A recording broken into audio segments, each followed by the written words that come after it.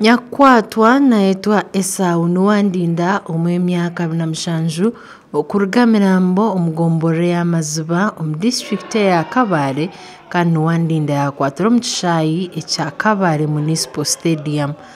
Akwise nabuzibwa Nuwandinda yagira ngu bwanyuma yashobora ekyamugemesereza kukora ekikorwa ky'okutiina mpora eki.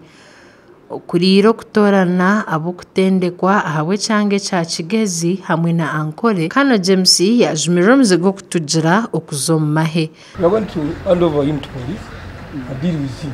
Now if you started this before even you joined the army, what is going to happen? Do you know what is going to happen? After the trainings, you get our bus, stop it, get his money back.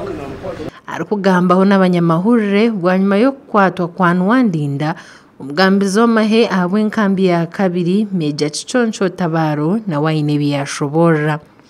Ekyo kubanza ko kutwere ntikigamba tutwere ntushobora tuti hariho omuntu wena ashemire kushashura sente zo mu UPDF.